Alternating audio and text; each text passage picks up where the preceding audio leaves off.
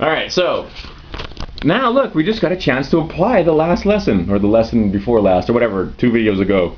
Okay, so we're gonna, this is fun. It says, give me the 6 trigonometric functions for this triangle. Well, if that side's 12 and that side's 5, what do we got to do? Well, we got to take our 144 and 25, add them together, and I get 169, and then I take one side of it. And 169, if you're looking in your head, we could build that rectangle very quickly, but that was the one with a big red square, 6 tens, and the pink 3 in the side, right? Yes. So one side is 13. Okay, so now I've got 13, 12, 5.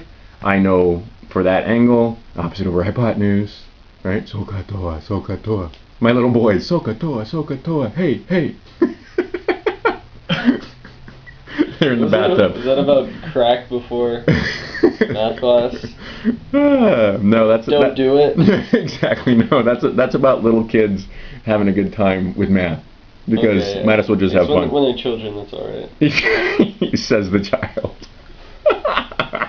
Right, just because you can drive one car doesn't mean you're not a kid anymore.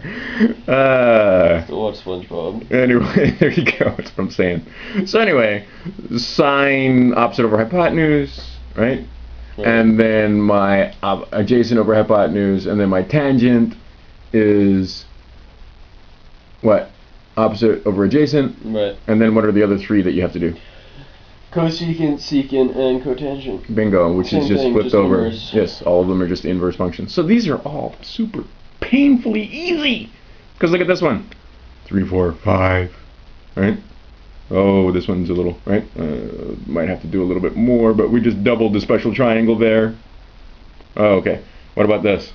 Oh, so that's going to be 3 squared to 3. And then over here, what do we got? Oh, it's going to, right? I mean, it's just, how easy are these? I'm going to watch so many cartoons tonight after this. Anyway, but it's always the special triangles, right? Yeah. Special triangles, 30, 60, 90s, or Pythagorean triples, and so it should be painfully easy to do all of these. Okay. But basically all it is putting the sides over this, right? Okay, so look at him. He's actually working with confidence over there in his book. It's not scaring him anymore. So I'm going back to things that involve shapes, and shapes I can deal with, because I can see them. Yes, there you go. You should be able to see it in your head, because that's all the math is doing. I actually got good grades when I was working with shapes. Yeah, that's all it is, right? Because you can see the triangles and you know what the sides are. And then we just gotta see, because I'm serious. That's like logical, but like when I'm doing algebra, it's tough because I have to see the connection between the two and know what to do after that. But when I see shapes, I'm like, all right. Right. I have 2 sides. I know how to find the other one. That is all the information I need. Right. Then and see, this is the other thing too. When it comes to playing with these guys, is actually it's less work. Because like say when you're 6, when I say 6 sevens, and you don't know that 6 times 7 is 42, and you got to count it out, that's a lot of work. But when I tell you just put the opposite over the hypotenuse, right? My little boys were like, that's it? That's all you want? Yeah, that's it. That's all I want. Right? That's all it is. Yeah. Okay, but I mean, doing multiplication, that's work.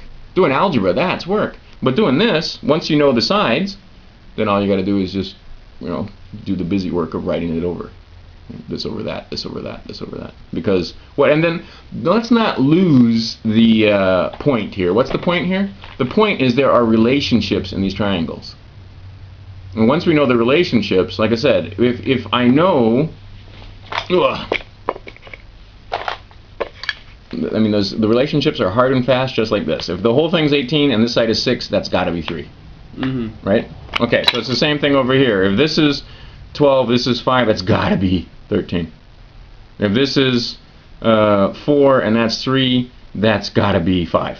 And then further, we can start talking about, okay, what do these angles have to be? Once we know the relationships. Right. Right? Okay, and those are approximate, by the way. But those angles can be derived or figured out by knowing the lengths of those 2 sides, what the angles have to be. So we should play with blocks so you can see that the angles change depending on how these things move, depending on the lengths, right? But those relationships have been discovered a long, long time ago, sine, cosine, tangent. Okay, but that's all you're doing.